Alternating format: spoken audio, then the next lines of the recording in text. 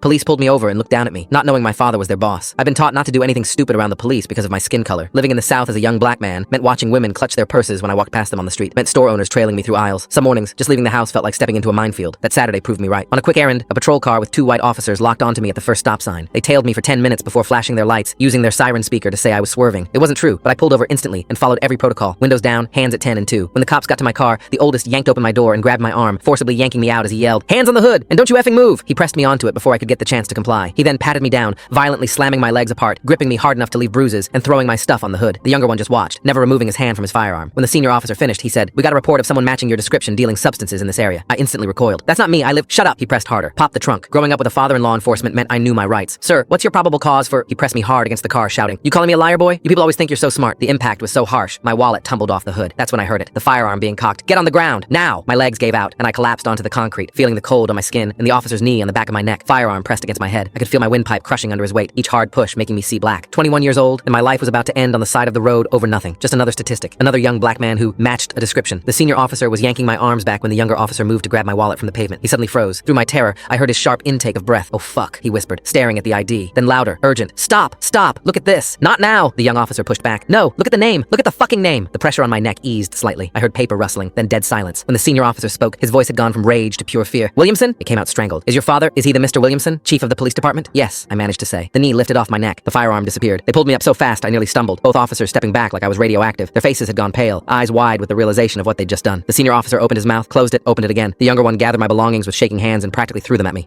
This was— The senior officer couldn't even finish a sentence. "You're free to go," the younger one blurted out. "This was all just a misunderstanding." They bolted back to their vehicle. I finally made it back home. My father was in his study, working on some paperwork. He looked up when I walked in and immediately knew something was wrong. "What happened?" I couldn't speak at first, just pulled out my phone and showed him the dashcam footage. I watched his face change as he viewed it, from confusion to concern to a cold fury I'd rarely seen. He watched it twice. The second time, he paused at certain moments, the firearm being drawn, the knee on my neck, the moment they saw my ID. His jaw tightened with each frame. "So, it finally happened," he mumbled under his breath. Dad made some calls, and within an hour, he had pulled up both officers' records. This wasn't their first complaint, just the first one with video evidence and a chief's son. 3 other young men, he said. Similar stops, similar descriptions, all warnings, no official record. I thought about those other young men. They didn't have my last name to save them. They didn't have dash cams. They just had their word against 2 officers. Dad stood up, his decision already made. They pulled a firearm on my son. They terrorized those other young men. This ends now. His voice was steady, but I could see the rage in his eyes. "I'm going to make sure they never wear a badge again." The investigation moved fast. Dad brought in internal affairs and the FBI. The other victims came forward, young black men who'd been too scared to speak up before. 6 months later, I sat in the courtroom front row as the verdict came down. Guilty on all counts. The officer who'd pressed the firearm to my head stood in cuffs, hands trembling as the judge spoke. 25 years. His knees buckled. The bailiff had to steady him. As they led him past my row toward the holding cells, our eyes met. He froze mid-step, mouth opening and closing like a fish out of water. I didn't blink, just stared. He was the one who couldn't breathe now, the one whose life was flashing before his eyes. I wasn't the terrified kid on the concrete anymore. I was the one who ended him.